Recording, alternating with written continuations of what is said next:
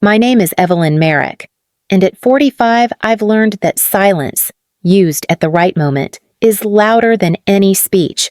I've spent most of my life in operations holding things together that other people didn't even realize were breaking. Today, I'm about to let something fall apart. The company's all-hands meeting starts at 9 sharp. More than 100 small faces fill the grid on my laptop, their smiles rehearsed. Charleston light leaks through my blinds, striping the wall behind me. I keep my camera off and my microphone muted, fingers resting on the folded letter beside my keyboard. At 9:14, Blake Harland begins his speech. His voice is all charm and buzzwords, the kind that sound impressive until you realize they mean nothing. "We're streamlining," he says, "outsourcing non-core functions for greater scalability. My project, my team. 5 years of work reduced to a bullet point." I unmute my microphone. "Blake, you might want to revisit Section A, soft click." The icon turns red. I've been muted for half a second. I freeze. Then the old calm returns, the kind that comes from surviving a dozen storms no one else even saw. I switch on my camera. The gallery view stutters as new faces look up, confused. I lift my right hand, holding my company badge. In my left, a single page, my resignation letter, signed and dated. Behind me, my virtual background fades in white letters against black. Effective 9:01 a.m. The silence is instant and electric. Blake blinks, his smile folding. Someone's mug clatters against a desk. The general counsel leans forward, eyes narrowing at the screen. From an unseen square, a man's voice, older, strained, cuts through the void. "The founder." Tell me she didn't just quit.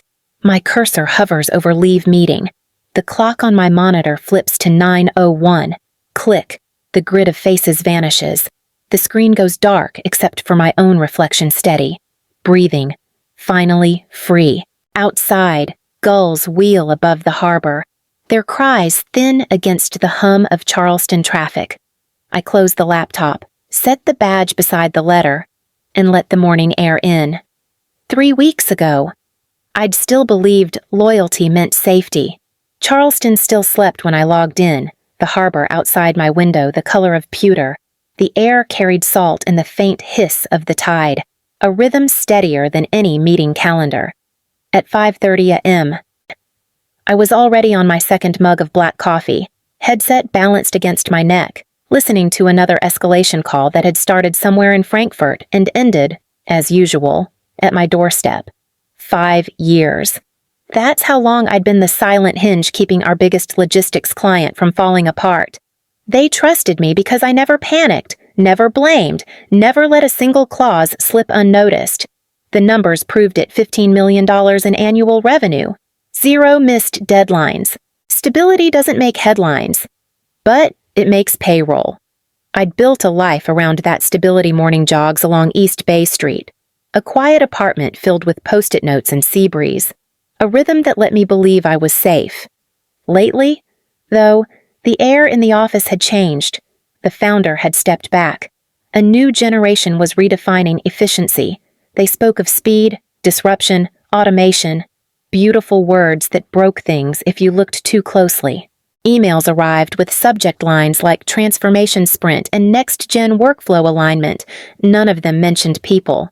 When meetings doubled and context vanished, I started hearing the same phrase whispered in corridors. "We're going lean." The first time I saw the draft proposal, my stomach knotted. Offshore task forces, compressed review cycles. The client would never agree. I flagged the risk, attached the relevant clause, and hit send. No reply. It was a subtle shift, one calendar invite removed here. One thread I was no longer copied on there. But I knew the pattern. I'd seen it before in smaller ways. Years ago, when women who built the foundation were politely erased once the paint dried. That morning, as dawn peeled over the harbor, I sat back and watched the water catch fire with light. Somewhere in the building above me, someone was already preparing a slide deck about my obsolete processes. I just didn't know his name yet. He arrived on a Monday, The kind of man who thought charisma could replace competence. Blake Harland, 32, fresh from a startup that had folded before its first audit, now wore a vice president title like it came with divine right. I met him in the hallway outside the operations floor. He was balancing an oat milk latte in one hand and a tablet in the other, smiling like he already owned the building. "You must be Evelyn," he said, offering a handshake too quick to mean anything. "I've heard you're basically the spine of this account. Can't wait to modernize what you've built." Modernize? The word hung in the air, polished and harmless until you saw what it did to budgets and people. By the end of that week, he'd renamed our internal Slack channels to Velocity Hub and Ops Reimagined. He replaced our shared folders with a shiny offshore workflow tool that none of us had tested. The first outage happened within 48 hours. Documents disappeared mid-transfer. Version histories reset. My team stared at their screens, waiting for instructions. I fixed it myself, quietly. Patching access routes and restoring files before the client noticed. Blake called it teething pains. I called it negligence. He didn't read reports, only slide decks colored boxes and arrows pointing toward words like synergy and scalability. He used acronyms no one recognized, then congratulated himself for leading the future. When I tried to flag compliance issues, he smiled as if I were quaint, a relic of slower times. At first, I said nothing. Let him rearrange the furniture, rename the functions, reinvent the wheel in lowercase letters and bullet points. My job was to keep the machine running, and sometimes the best way to teach a man like that was to let him pull his own plug. Still, there was something unsettling about his ease, the way his last name opened doors before he even knocked. When I heard someone mention that his father played golf with the founder every Friday, the pattern snapped into focus. This wasn't leadership. It was inheritance dressed as innovation. 2 nights later, I stayed long after the lights on the 5th floor had gone out. The office had that hollow stillness of a place that only breathes when people are watching.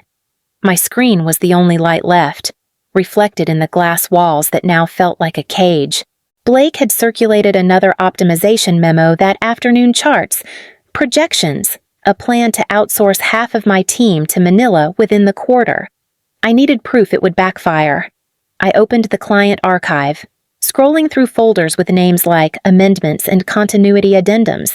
The files dated back to the pandemic years, when the world was duct-taped together and everyone had been improvising survival. I remembered those days too well. Tanya Rios, the client's head of risk, running daily calls from her kitchen table, both of us trying to hold the account steady while the globe unraveled. And then I saw it: executed Contract 2020 Rev C PDF. The document loaded slowly, line by line, until my cursor stopped on Section 6.4b, Continuity of Named Personnel. If Evelyn Marek, the named escalation officer, voluntarily resigns from employment, the client reserves the right to terminate this agreement immediately and without penalty. For a long moment, I didn't move. My name sat there in 12-point font, plain and absolute. I'd helped draft that clause myself. At Tanya's insistence. "You're our stability," she'd said back then. "If you go, the deal goes." I hadn't thought about it in years. Now I understood what it meant. All the meetings Blake excluded me from, the system migrations he pushed through without review, none of it mattered. The structure was built on my presence. If I walked, the contract fell with me. The hum of the building deepened, air vents sighing like something exhaling. I scrolled again, rereading the words until they felt like a heartbeat. Then I saved a fresh copy to my drive, time-stamped, unedited. I closed my laptop gently, as if not to wake a sleeping animal, and leaned back in my chair. Somewhere below, the night guard's footsteps echoed across the marble floor. He locked up. I smiled. So would I. The quarterly all-hands always felt like theater slides rehearsed. Smiles pre-approved. Applause cued on cue. That morning, I joined the call from my office, the harbor glowing behind me like glass. My report was third on the agenda: client health metrics, delivery performance, escalation response time. The numbers were good, better than good. I'd kept the account running at 98% compliance despite the chaos Blake called innovation. When my name flashed on the screen, I unmuted. Good morning, everyone. I'll start with Q2 stability indicators. Blake's voice cut through mine. Actually, Evelyn, he said, his tone coated in something sweet and sharp. Let me jump in for context. He leaned closer to his camera, flashing that easy grin he practiced like a signature. As part of our new efficiency strategy, we've decided to transition her project to our offshore team next quarter. He paused, smiling wider, the kind of pause that invites applause. A few executives nodded politely. I blinked, unsure if I'd heard him right. My project, I asked, before realizing my microphone light had gone red. Muted. My own frozen face stared back at me from the screen, mouth half open. I moved the cursor to unmute, but the option was disabled. Blake kept talking words like streamline and modernize floating over my silence. The general counsel. Tom appeared in the corner grid, expression tightening. His eyes flicked toward the founder's square, camera off, initials only. I sat perfectly still.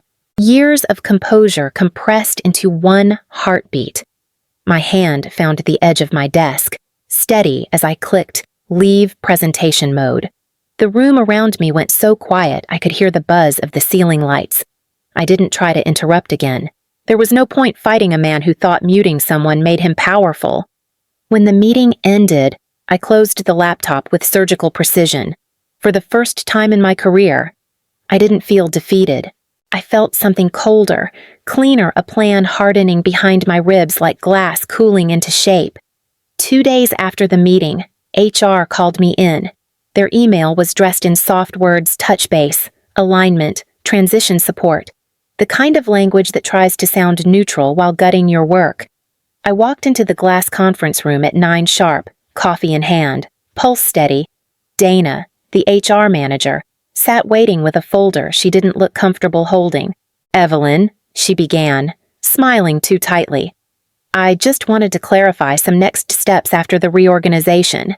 This isn't personal, it's part of a larger vision. I'd heard it before. Every corporate coup started with not personal. She talked for 15 minutes about continuity, handoff documents, maintaining morale. I listened, nodding in the right places, watching her reflection in the glass wall behind her. She looked like someone reading a script. When she finally paused, I said, "So I'm staying on through the transition period?" "Yes," she replied quickly, relief flickering across her face. "We'd appreciate your cooperation until the offshore team is fully trained." I smiled. Of course. Back at my desk, I opened the internal legal repository, our so-called CYA drive. The cursor blinked against the blank search bar. I typed Executed Contract, 2020, Rev C PDF. The document appeared instantly. I uploaded my unaltered copy. Attached metadata original version. Executed April 2020. Maintains Section 6.4b, Continuity Clause. The system confirmed the timestamp. Immutable, permanent. Then I sat back, letting the air conditioning hum through the quiet office. The world outside the windows glowed with late afternoon light, the harbor water rippling gold. I cleaned my workspace, methodically stacked files, wiped the desk, slid my planner into my bag. My mug, the chipped one that said Queen of Ops, I left in the corner, a tiny monument to the years I'd held the line. The next all hands was set for Friday morning, 1 week away. The invitation sat at the top of my inbox, waiting. I opened a new folder on my desktop and named it simply Preparation.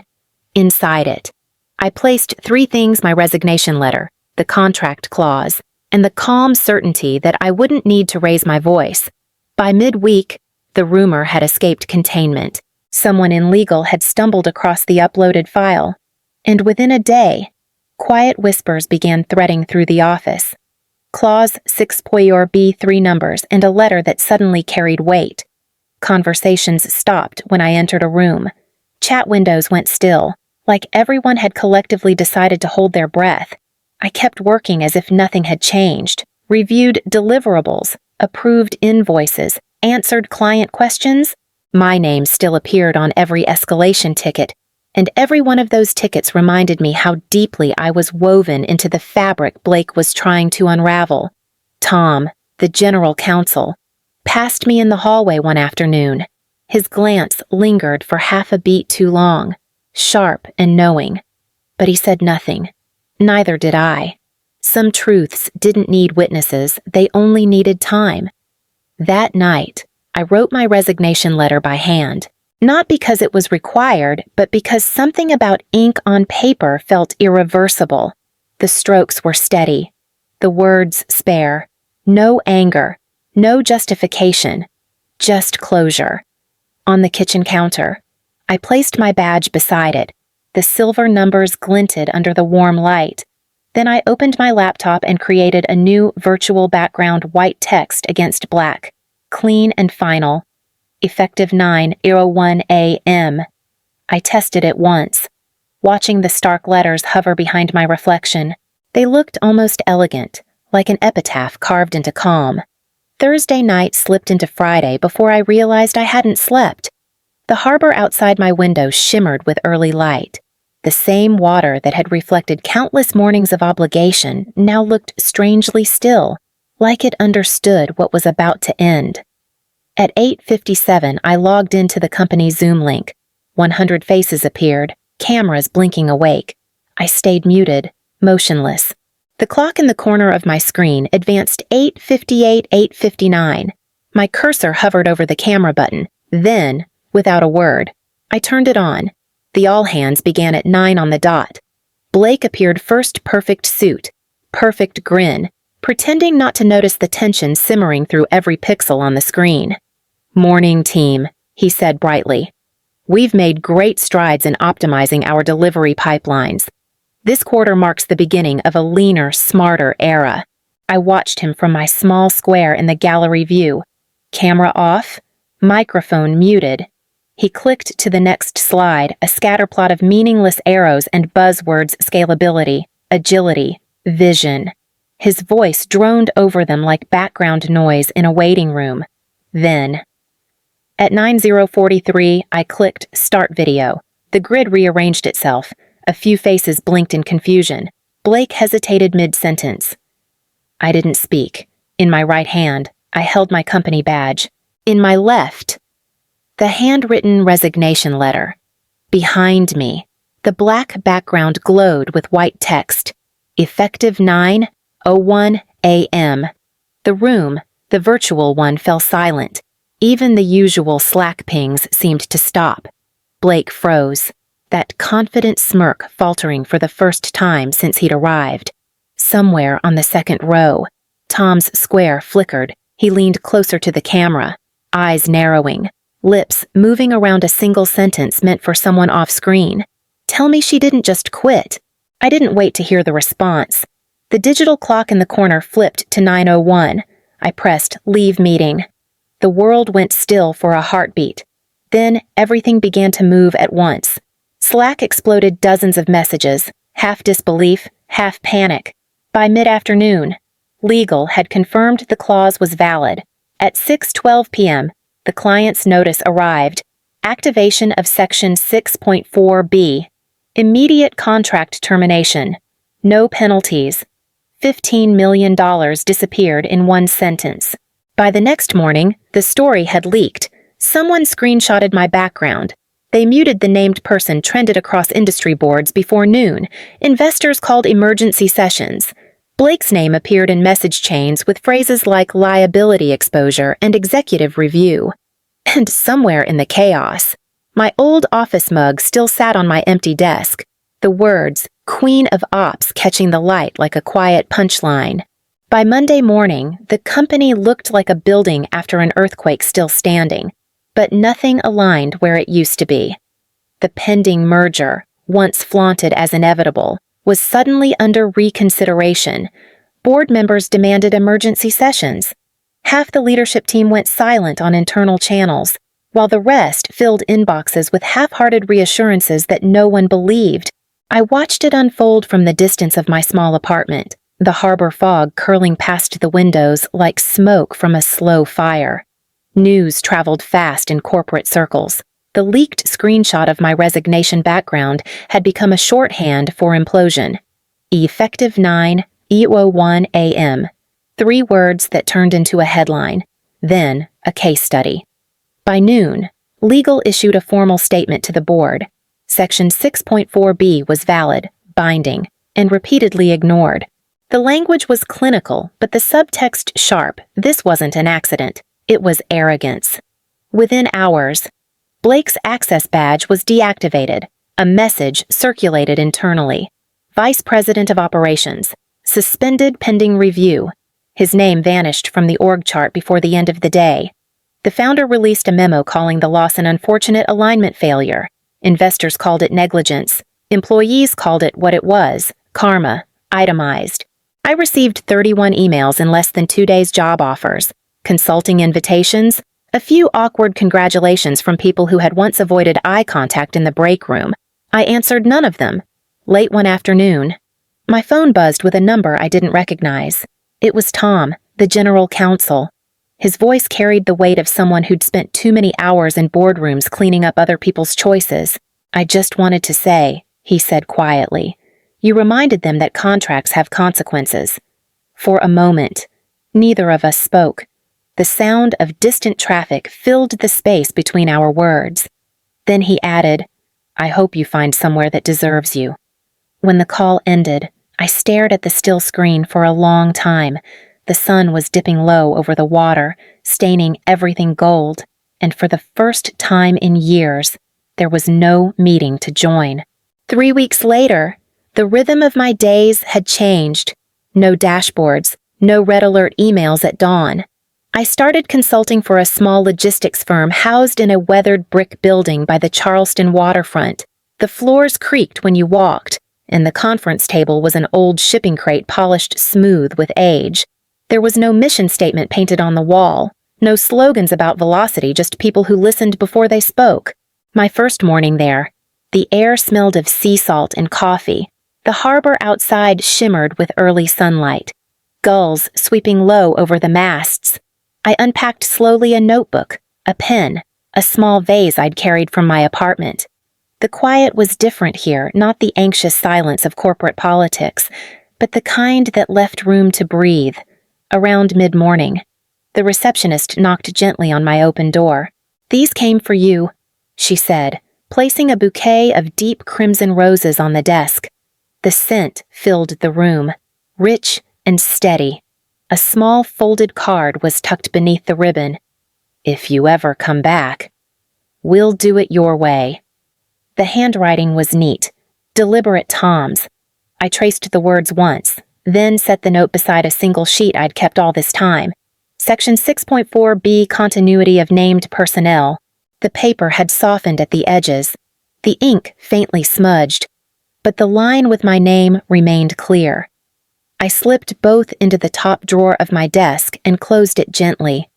Outside, a tugboat horn echoed across the bay, long and low, a sound that carried farther than it seemed possible. I looked out the window at the sunlight scattering on the water, my reflection barely visible in the glass. The world beyond the office shimmered, calm and open.